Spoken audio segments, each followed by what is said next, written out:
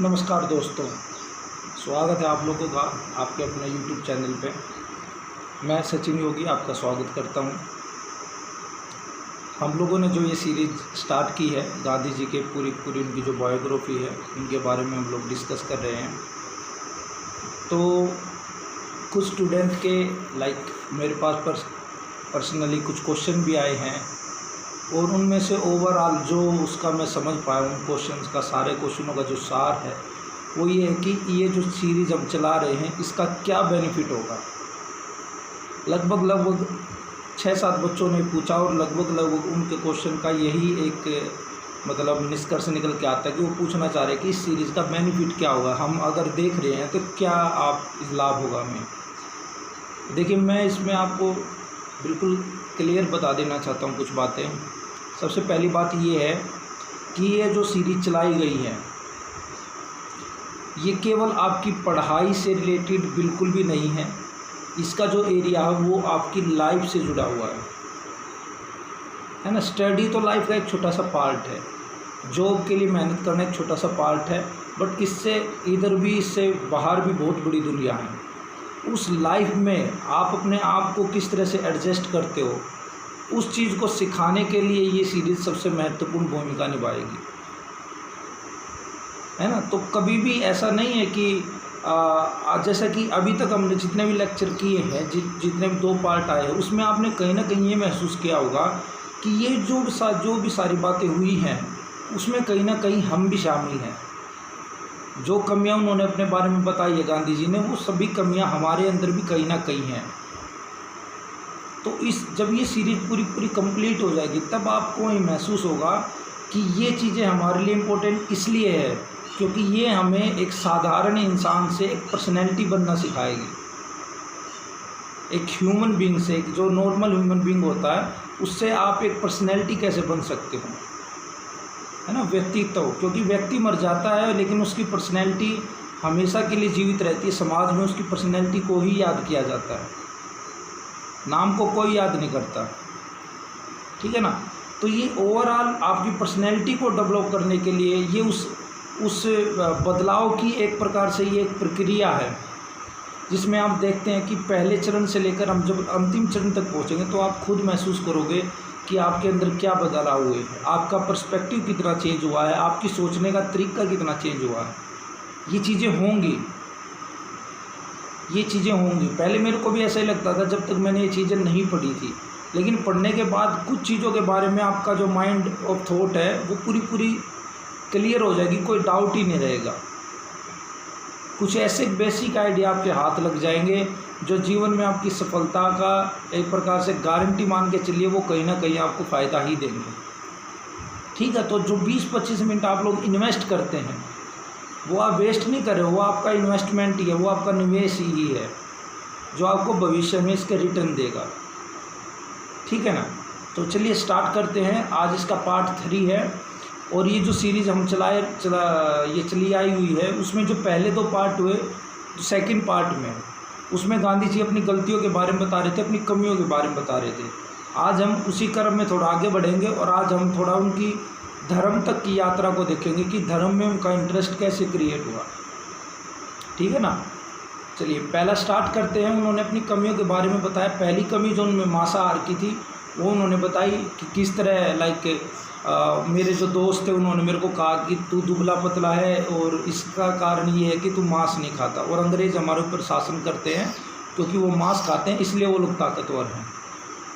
तो तू मांस खाना शुरू कर दे अगर अंग्रेज़ों को भारत से भगाना है या अपना खुद का शारीरिक विकास करना है तो उनकी बात में आकर मांस खाना स्टार्ट किया।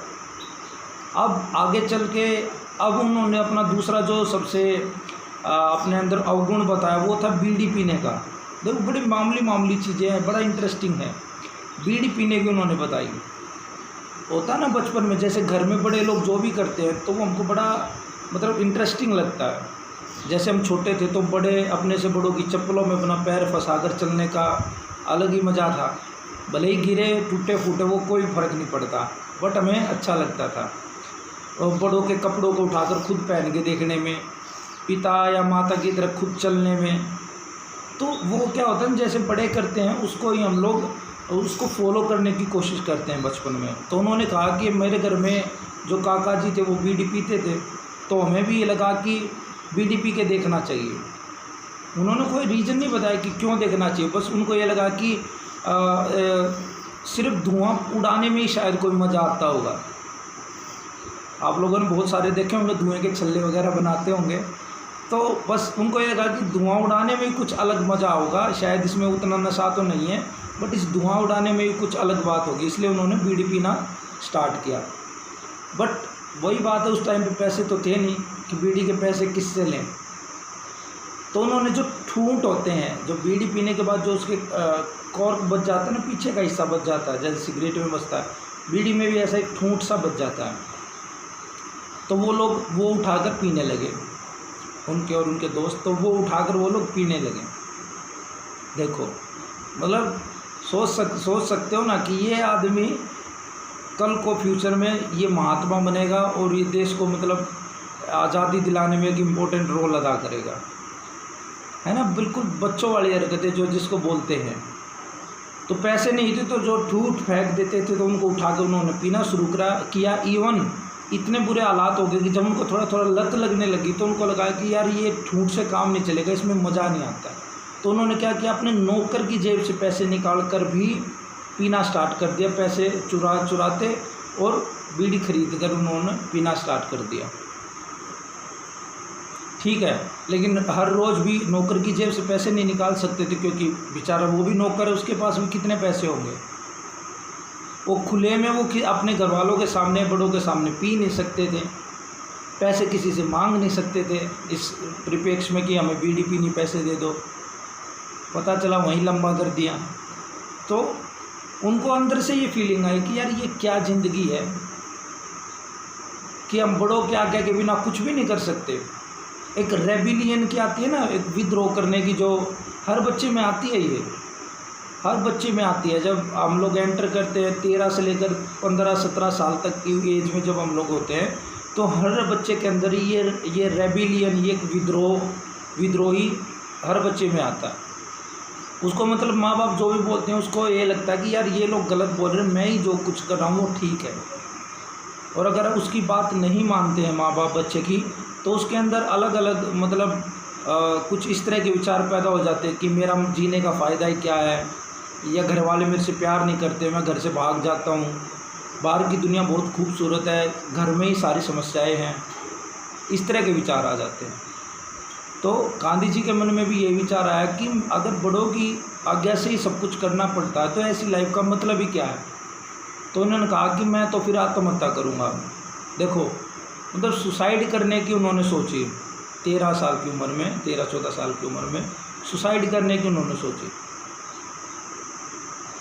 दिन फिक्स हुआ, डेट फिक्स हुई और वो लोग एक जगह गए। किसी ने बताया कि एक पेड़ है, आप उसके कुछ बीज खा लोगे तो उन बीजों से ही आपकी डेथ हो जाएगी।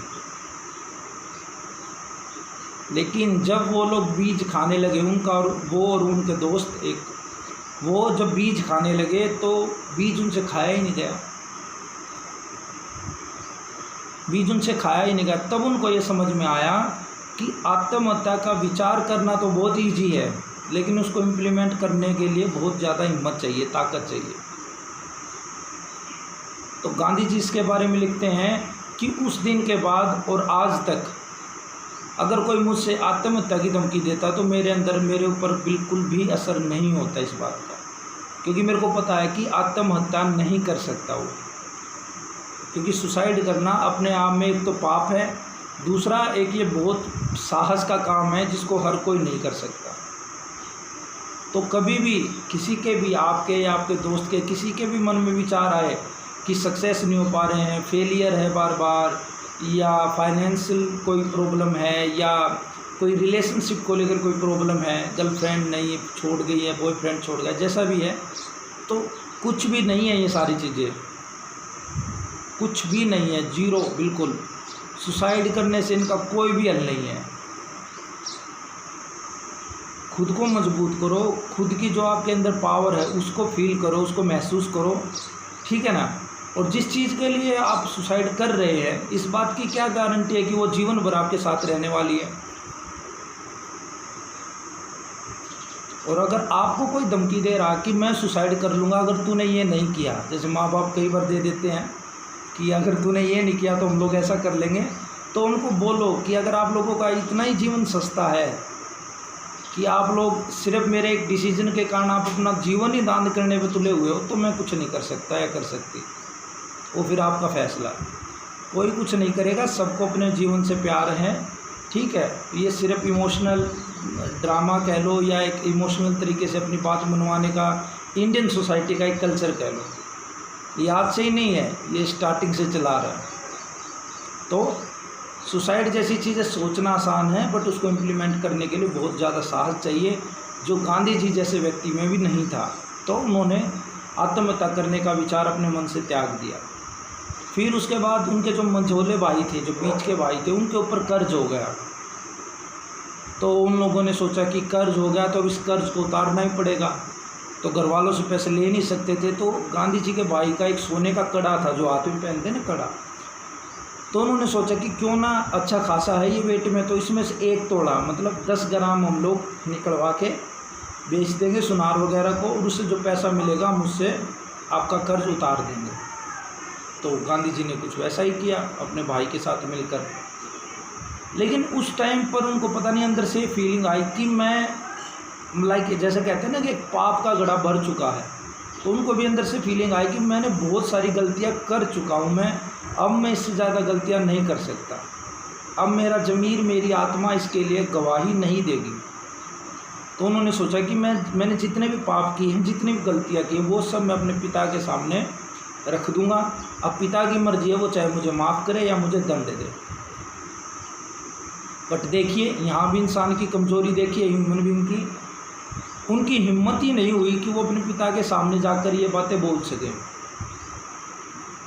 हम भी बचपन में क्या करते थे, पहले डिसाइड कर लेते थे ना, कुछ गलती हो जाती तो अंदर ये भावना जरूर आती थी कि मैं मम्मी को बता दूंगा या बता दूंगी या पापा को बता देंगे, बता दूंगी। बट शायद ही कुछ ही बच्चों में ये गुण होता है कि वो जाकर कन्फेस कर लेते हैं, अदरवाइज़ तो टाल मटोल कर लेते हैं और माँ बाप को खुद ही दूसरे सोर्सेज से पता चल जाता, वो अलग बात है, लेकिन वो खुद नहीं बता पाते। तो गांधी जी ने एक आइडिया निकाला कि मैं एक चिट्ठी लिख देता हूँ जिसमें ओवरऑल पूरा ब्यौरा दूंगा, कैसे कैसे हमने स्टार्ट किया, कैसे कैसे मेरे से गलतियाँ हुई, और उसमें मैं ये भी लिखूंगा कि आपको पूरी छूट है कि आप मेरे को दंड दे सकते हैं, मेरे को मार पीट सकते हैं, और मैं आपको विश्वास दिलाता हूँ कि मैं इन द फ्यूचर इस तरह की हरकतें नहीं करूँगा।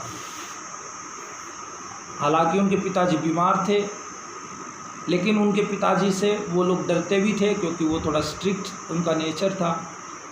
तो गांधी जी ने वो चिट्ठी दी, और चिट्ठी देने के बाद गांधी जी अपने पिता के सामने ही बैठ गए। तो गांधी जी के पिता ने वो चिट्ठी पढ़ी, और गांधी जी यकीन नहीं कर पाए कि वो उस टाइम पे वो चीज़ें हुई जो उन्होंने कभी भी सोची भी नहीं थी। अनएक्सपेक्टेड चीज़ें गांधी जी के सामने हुई। वो चीज़ें क्या थी? वो चीज़ें थी कि वो चिट्ठी पढ़ते पढ़ते गांधी जी के जो पिता थे वो खुद ब खुद रोने लगे। लेकिन गांधी जी की कभी हिम्मत नहीं हुई कि वो उनसे पूछ पाते अपने पिताजी से कि आप क्यों रो रहे हो। तो उनके पिताजी रोए। गांधी जी तो ये उम्मीद कर रहे थे भैया आज तो लगेंगे, ठीक है, आज तो जम के लगेंगे, पूरा लंबा लिटा देंगे, लेकिन ऐसा कुछ भी नहीं हुआ। उनके पिताजी खुद ब खुद रोने लगे। उनको वो आत्मगिलानी से खुद भी गिल्टी इतनी महसूस की गांधी जी के पिताजी ने कि हमारी परवरिश में ही कुछ कमी रहेगी कि हमारे बच्चे ने ये सारे काम किए। तो गांधी जी ने इसको नाम दिया है शुद्ध अहिंसा, प्योर नॉन वायलेंस, अहिंसा। जब आप अपनी गलती स्वीकार कर लेते हैं, है ना, जब आप अपनी गलती स्वीकार कर लेते हैं और सामने वाला इंसान जिससे आप उम्मीद करते हैं कि वो आपको दंड देगा, वो आपको दंड ना देकर अपने आप को ही सजा देता है, अपने आप को ही अंदर से वो बिल्कुल परेशान कर लेता है, ठीक है ना, वो क्या है? वो एक शुद्ध अहिंसा का ही एक फॉर्म है, एक रूप है जो उस दिन गांधी जी ने महसूस किया। उसके बाद गांधी जी भी उठे, उनकी आंखों से भी आंसू आए और उनको ये महसूस हुआ कि ये जो भी हुआ है ये मेरे साथ शुद्ध प्रायश्चित हुआ है। प्रायश्चित करने की ये सबसे पवित्र फॉर्म है ना। तो कई बार बचपन में ऐसी चीज़ें हमसे खुद ब खुद छूट जाती हैं, हमें कोई डांटता नहीं है। कई बार माता पिता सिर्फ रो कर खुद ब खुद रो कर ही हमें ये लगता है कि मैंने गलत कर दिया। वो क्या, वो आपका सबसे प्योर फॉर्म ऑफ प्रायश्चित है। आप इससे ज़्यादा, इससे सुंदर प्रायश्चित कुछ नहीं कर सकते। तो इथिक्स में जब भी कोई एग्जाम्पल आए प्रायश्चित का या शुद्ध अहिंसा का, तो आप ये इसमें बता सकते हो कि गांधी जी का ये ऐसे ऐसे था, उन्होंने पिता को चिट्ठी लिखी। या फिर आप अपना भी बता सकते हो कि आपने कभी कोई गलती से कुछ चीज़ चुरा ली थी या पर्स से पैसे निकाल लिए थे, कुछ भी है, और मैंने जब अपने पिता को बताया, माँ को बताया, तो ये चीज़ें मेरे साथ हुई। तो वो आपका इस तरह से शुद्ध अहिंसा और शुद्ध प्रायश्चित, ठीक है ना। इसके बाद कहानी आगे बढ़ती है। तो उन्होंने कहा कि उस दिन के बाद मेरे पिताजी के प्रति जो श्रद्धा का भाव था वो और ज़्यादा बढ़ गया। बट पिताजी की जो हालत थी, जो उनकी हेल्थ था, वो लगातार गिरता जाने लग रहा था, वो लगातार कमज़ोर होते जाने लग रहे थे। तो मैंने डिसाइड किया, गांधी जी ने डिसाइड किया कि मैं अब 24 घंटे जितना भी हो सकता है मैं अपने पिताजी की सेवा करूँगा। तो उन्होंने लिखा कि मैं एज ए नर्स की तरह 24 घंटे में से जितने ज़्यादा समय होता था मैं अपने पिताजी के साथ गुजारने लगा। उनके पाँव दबाता, उनके कोई मरहम पट्टी वगैरह करनी होती तो मैं वो सारी चीज़ करता। और ऊपर से मेरे को ये भी फील होता था कि मेरे को श्रवण कुमार की तरह बनना है, वो भी एक उनका अंदर भाव था। तो कहीं ना कहीं उनके ऊपर इस चीज़ का भी असर था कि मेरे को श्रवण कुमार की तरह आज्ञाकारी पुत्र या सेवा करने वाला पुत्र बनना है। अब देखो, अब वो यहाँ पर कमियाँ बताते हैं अपनी।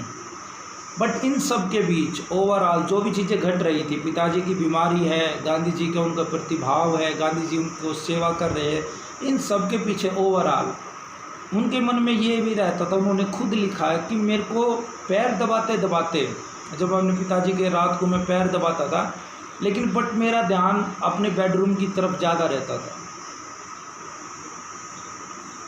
मैं खुद तो ये नहीं बोल सकता था कि मेरे को छुट्टी दे दो, मेरे को जाने दो, लेकिन मैं जैसे पिताजी ये बोलते थे कि जाओ तुम सो जाओ, मैं फटाक से जाता था और अपने बेडरूम में घुस जाता था। तो उस टाइम पे भी मेरे दिमाग में, जब मैं पिताजी की सेवा कर रहा था, उस टाइम पे भी मेरे दिमाग में विषय वासना, विषय वस्तु पूरी तरह से हावी थी। देखो कि अपना इससे अच्छा तरीके से कोई अपने अवगुणों को इतने साफ तरीके से कोई स्वीकार नहीं कर सकता जितने अच्छे तरीके से गांधी जी ने किया है। तो उन्होंने कहा कि उस टाइम पे मेरी जो वाइफ थी वो प्रेग्नेंट हुई, लेकिन मेरे को प्रेग्नेंट होने की इतनी खुशी नहीं थी जितना गम था कि मेरे को एक तो पढ़ाई की तरफ मैं फोकस नहीं कर रहा हूँ, जो मेरा परम कर्तव्य है, जो मेरे को करनी चाहिए, वो नहीं कर पा रहा हूँ मैं। दूसरा, मैं अपने पिता की सेवा नहीं कर पा रहा हूँ, और मेरा ज़्यादा ध्यान किसकी तरफ है, मेरा ज़्यादा ध्यान आपका विषय वासना वस्तु की तरफ है। तो गांधी जी ने इसके बारे में बताया है, ठीक है ना। तो ये सारी चीज़ें हुई। तो एक दिन जब उनके चाचा आए हुए थे, तो उनके चाचा ने कहा कि अब एक काम कर गांधी, तू सो जा वहीं जाके, मैं आपके पिता के पैर दबाता हूँ, आप जाओ सो जाओ। तो गांधी जी ने कहा कि मेरे को बड़ी खुशी हुई कि मेरे को जल्दी छुट्टी मिल गई है। मैं गया और पत्नी मेरी सोई हुई थी, लेकिन मैंने उसको ज़बरदस्ती जगाया, क्योंकि मेरे अंदर वो पति का भाव था, डोमिनेंट का एक नेचर होता ना, वो मेरे अंदर था। तो इस तरह से चीज़ें घटित हुई। तो उन्होंने कहा कि जब रात को अचानक दरवाजे पर नौकर आया और उसने कहा कि पिताजी नहीं रहे, बापूजी बीमार थे, वो चले गए। तो गांधी जी ने कहा कि उस टाइम पर मेरे को संसार में शायद सबसे ज़्यादा दुख इस बात का नहीं हुआ कि मेरे पिताजी की डेथ हो गई, मेरे को दुख इस बात को हुआ कि उस अंतिम समय में भी मेरे दिमाग में विषय वासना वस्तु के प्रति ही आकर्षण था। अपने पिता की सेवा और उनके अंतिम समय उनके साथ बैठे रहने का मेरे को अवसर बिल्कुल भी नहीं मिला। तो उसके बाद उनके पिता की डेथ हो गई, ठीक है। अब वो अपना जो नेक्स्ट बताते हैं धर्म के बारे में बताते हैं, रिलीजन के बारे में, उनका अट्रैक्शन धर्म के प्रति कैसे हुआ। तो गांधी जी ने कहा कि स्टार्टिंग में जब स्कूलिंग हुई, तो स्कूलिंग में तो कोई ज़्यादा धर्म की अच्छी शिक्षा दी नहीं जाती थी, ना ही हमने कभी इतना ज़्यादा फोकस किया इन बातों पे, धार्मिक बातों पे। उन्होंने खुद स्वीकार किया कि मेरे को मंदिर में जाना या जो वहाँ पर प्रवचन वगैरह सुनते थे वो मेरे को अच्छा नहीं लगता था। आप एक बच्चे से उम्मीद भी क्या कर सकते हो, आप और हम भी जब बचपन में जाते थे तो किसी न किसी लालच में ही जाते थे मंदिर। श्रद्धा का पता नहीं होता ना, 13-14 साल की उम्र में आप क्या उम्मीद कर सकते हो किसी बच्चे से। हम लोग जाते थे प्रसाद के लालच में, हम लोग जाते थे वहाँ पर कुछ बच्चे होंगे उनके साथ खेलने को मिल जाएगा, या मंदिर की जो साज सज्जा है, मूर्तियों का खूबसूरत जो श्रृंगार है उसको देखने के लिए। तो कुछ मन में भाव नहीं था भगवान के प्रति। तो गांधी जी ने भी इस बात को स्वीकारा कि मंदिर में मेरे को जाना कभी अच्छा नहीं लगा, लेकिन जो हमारे घर में, लेकिन जो आस पड़ोस में का जो इन्वायरमेंट होता सोसाइटी का, उससे मेरे को धर्म के बारे में बहुत कुछ सीखने को मिला। तो ये बात तो सबके ऊपर वैलिड होती है कि नॉलेज आपकी सोसाइटी में, जो जैसे आपकी सोसाइटी होगी वैसा ही आपका पर्सपेक्टिव तैयार होगा बचपन में। तो मेरे को काफ़ी कुछ सीखने को मिला। और क्योंकि हमारा परिवार ही एक प्रकार से सर्वधर्म संभाव वाला था, मतलब सभी धर्मों को समान नज़र से देखने वाला परिवार था, क्योंकि मेरे पिताजी के मुस्लिम भी दोस्त थे, पारसी भी दोस्त थे, हिंदू में भी जो अलग अलग संप्रदाय के हैं, कोई शिव को मानता, कोई वैष्णव को मानता, कोई कृष्ण को मानता। तो ये ओवरऑल सभी आदमी घर पे आते जाते थे। तो मेरे को ये जैन धर्म वाले भी वहाँ पर घर पे आते थे, तो वो सब लोग पिताजी के साथ चर्चा वगैरह करते थे, तो मेरे को सुनना अच्छा लगता था। जहाँ से मेरे अंदर सर्वधर्म संभाव की जो एक गुण होता वो मेरे अंदर डेवलप हुआ। उन्होंने फिर दूसरा एग्जाम्पल दिया कि हमारे घर में एक रंभा नाम की एक महिला काम करती थी, नौकरानी। तो जैसा कि उन्होंने बताया गांधी जी ने कि उनको बचपन से ही भूत प्रेत से बड़ा डर लगता था, उनकी कहानियों से डर लगता था। तो रंभा ने कहा कि आप एक काम किया करो, जब भी आपको भूत प्रेत से डर लगे तो आप राम नाम का जाप किया करो। लेकिन गांधी जी ने कहा कि उस टाइम भी मेरे को ये लगता था कि राम नाम के जाप में कौन सी ऐसी ताकत है जिससे मैं अपने डर पे काबू पा लूँगा, क्योंकि बचपन था, उस टाइम पे इतना दिमाग नहीं था। तो ये जो राम नाम का जाप है, ये एक नौकरानी से उनके अंदर ये मूल भाव उत्पन्न हुआ। और उनके अंतिम समय भी जब उनको गोली लगी तो उनके मुंह से ही राम ही वर्ड निकली, तो अंतिम समय तक उनके साथ रहा। तो ओवरऑल जब उन्होंने इन सारी बातों का कंक्लूजन किया तो उन्होंने क्या कहा कि धर्म क्या है। तो उन्होंने सिंपल 2 वर्ड के, धर्म है आत्मज्ञान और आत्मबोध। जब आप खुद को जान जाओगे, जब आप अपने अंतरात्मा की आवाज़ को सुनना स्टार्ट कर दोगे, क्योंकि जो अंतरात्मा होती है ना वो हमेशा राइट ही बोलती है। हमारा जो दिमाग होता है ना वो कैलकुलेटिव होता है, ये अच्छा है ये बुरा है, वो फैसला करेगा दिमाग, वो बड़ा कैलकुलेटिव होता है। बट जो अंतरात्मा होती है, महसूस होता है ना कई बार हम लोग कोई चीज़ करते हैं तो दिमाग से तो हमें लगता है कि हम लोग सही कर रहे हैं, बट अंतरात्मा से हमें महसूस होता है कि नहीं ये सही नहीं है, ये गलत है। तो बस उसी अंतरात्मा, उसी आत्मबोध और उसी आत्मज्ञान का प्राप्ति ही धर्म है। और वो गांधी जी ने कहा कि मैं सर्वधर्म संभाव में विश्वास करता था, लेकिन उन्होंने कहा कि मैं सब धर्मों के प्रति सम्मान रखता था, लेकिन मेरे को ईसाई धर्म से कोई ज़्यादा मोहब्बत नहीं थी। उसके प्रति मेरे मन में कहीं ना कहीं एक नेगेटिविटी थी, और उस नेगेटिविटी का भी एक रीज़न था। बोले कि जब हम लोग स्कूल में जाते थे तो स्कूल से आते हुए छुट्टी के समय, तो स्कूलिंग के बाहर ही जो ईसाई मिशनरी वगैरह लोग होते थे वो वहाँ पर व्याख्यान देते रहते थे, स्पीचेज देते रहते थे, और उनमें वो मोस्टली हिंदू धर्म के देवी देवताओं की बुराई ही करते थे। तो मेरे को बड़ा दुख होता था कि ये मेरे धर्म के बारे में इस तरह की बातें क्यों कर रहे हैं, जबकि हम लोग ऐसा नहीं करते। तो जब कस्बे के एक फेमस व्यक्ति ने जब हिंदू धर्म से वो ईसाई धर्म में ट्रांसफ़र हुआ, तो उसके बारे में ये भी प्रचलित हुआ कि उसने अपनी वेशभूषा को त्याग कर दिया, पैंट कोट पहनने लगा, क्योंकि ईसाई क्रिश्चियन वही पहनते थे, और उसने गाय का मांस खाना भी स्टार्ट कर दिया। तो मेरे मन में ईसाई धर्म के प्रति का जो नेगेटिविटी का भाव था वो और भी स्ट्रॉन्ग होता चला गया कि वो लोग ऐसा भी क्या धर्म जो आदमी को ये सारी चीज़ें करने पर विवश कर दे जो उसने बचपन से ही नहीं की हैं। तो मेरे को ऐसे धर्म से कोई मतलब नहीं है। लेकिन बाद में उन्होंने जब पढ़ा, उन्होंने कुछ जाना, तब उनको ये महसूस हुआ कि सभी धर्मों का जो सार है, सभी धर्मों का जो मूल है वो एक ही है ना। सभी धर्मों की यात्राएं अलग अलग पॉइंट से शुरू होती है, बट उनका मिलन पॉइंट एक ही है, चाहे वो हिंदू है, ईसाई है, मुस्लिम है, सिख है, कोई भी धर्म है। और रही बात कमियों की, तो हिंदू धर्म में भी कमियां हैं, मुस्लिम में भी कमियां हैं, क्रिश्चियन में भी कमियां हैं, सिखिज़म में भी कमियां हैं। तो हमें कमियों का जो ये पक्ष है ना, ये हमारे अंदर की कमियां हैं जिसे हम दूर कर सकते हैं। इसलिए हमें केवल अच्छाई की तरफ ही ध्यान रखना चाहिए, वो हर धर्म में है, चाहे कोई भी धर्म आप अपना लो, ठीक है। तो उनका सबसे जो फेवरेट था उस टाइम पे धर्म ग्रंथ की बात करें तो तुलसीदास की जो रामायण थी उसको वो भक्ति मार्ग का सर्वोत्तम ग्रंथ मानते थे, सर्वश्रेष्ठ ग्रंथ मानते थे गांधी जी को, और लास्ट तक वो रामायण को फॉलो भी करते रहे थे, ठीक है ना। तो ये सारी चीज़ें उन्होंने पढ़ी, ये सारी चीज़ें उनका धर्म के प्रति उनका जो भाव है वो उत्पन्न हुआ। अंत में उन्होंने एक लाइन भी लिखी, आप इसको कोर्ट में भी लिख सकते हो, ऐसे में लिख सकते हो, इसके ऊपर यूपीएससी क्वेश्चन भी पूछ सकता है, लिख लो, ध्यान से लिख लो कि जग में सच्चा एवं सार्थक जीवन उसी का है, जग में सच्चा एवं सार्थक जीवन उसी का है जो अपकार करने वाले के प्रति भी उपकार करे, जो अपकार करने वाले के प्रति भी उपकार करे।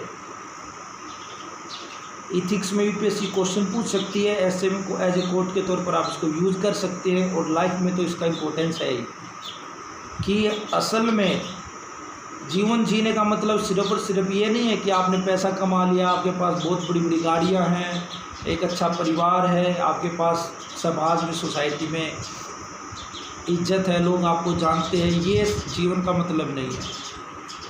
जीवन का मतलब ये है कि आपके पास जो चीज़ है, चाहे वो आपकी नॉलेज है, चाहे वो आपका पैसा है, चाहे वो आपकी पावर है, अगर आप उसका यूज कर रहे सोसाइटी के विकास के लिए, तो वही आपके जीवन का उद्देश्य है। अब भले ही इस कर्म में लोग आपको बुरा कहे, भला कहे, आपको उनकी तरफ ध्यान नहीं देना, आपको सिर्फ अपना कर्म करना है, और वो कर्म इस तरह से करना कि आप ज़्यादा से ज़्यादा लोगों के जीवन को अच्छा बना सको, उनके जीवन को भी एक दिशा दे सको, उनके जीवन का भी एक सार्थक उद्देश्य उनको प्रदान कर सको, ठीक है ना। तो मीनिंगफुल लाइफ वही है जो दूसरों की कमियों को ना देखकर उनकी अच्छाइयों को अपनाता है और अपनी अच्छाइयों को उनके अंदर समाहित करने का प्रयास करता है और उनकी बुराइयों को दूर करता है। तो जो भी महान लोग हैं, महात्मा बुद्ध, महावीर, गुरु नानक देव साहब हैं, महात्मा गांधी, जो भी बड़े बड़े लोग हैं, उन्होंने क्या किया, उन्होंने दूसरे की जो बुराइयां हैं उसको अपने अंदर लिया और जो अपनी अच्छाइयाँ उनको उसके अंदर डाला।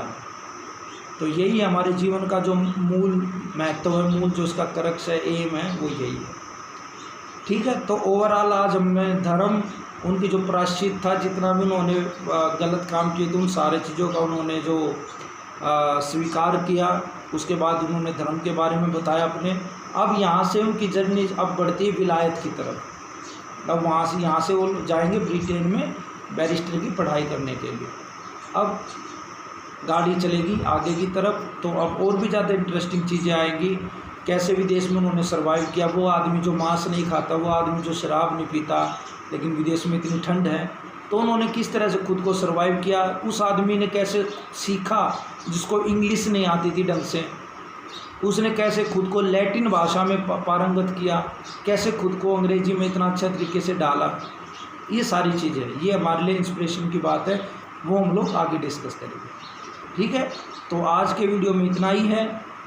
मैं आप लोगों से यही कहूँगा कि बार बार जितना ज़्यादा उसके इन चीज़ों को फैलाइए, शेयर कीजिए, ताकि और लोग भी इस मुहिम के साथ, इस हमारी ये जो यात्रा है इसके साथ जुड़ सकें, ताकि वो लोग भी अपने अंदर बदलाव के साक्षी बन सके, अपने अंदर जो उनके अंदर बदलाव होंगे उस गवाह का, उसके गवाह वो लोग भी बन सके, उसको फील कर सके, ठीक है। तो मिलते हैं अगले वीडियो में, तब तक के लिए अपना ध्यान रखिए, स्वस्थ रहिए और पढ़ते रहिए। जितना ज़्यादा ज्ञान प्राप्त कर सके उतना ज़्यादा ज्ञान प्राप्त कीजिए और लोगों को समझाइए, कोरोना के बारे में समझाइए, जो चीज़ें चल रही है, जैसे हालात है, किस तरह से वो खुद को सेफ रखे, आप कैसे सेफ रहोगे, ये सारी चीज़ें बताइए। आपकी जिम्मेदारी ज़्यादा है। ठीक है, चलिए मिलते हैं अगले वीडियो पे। जय हिंद, जय भारत।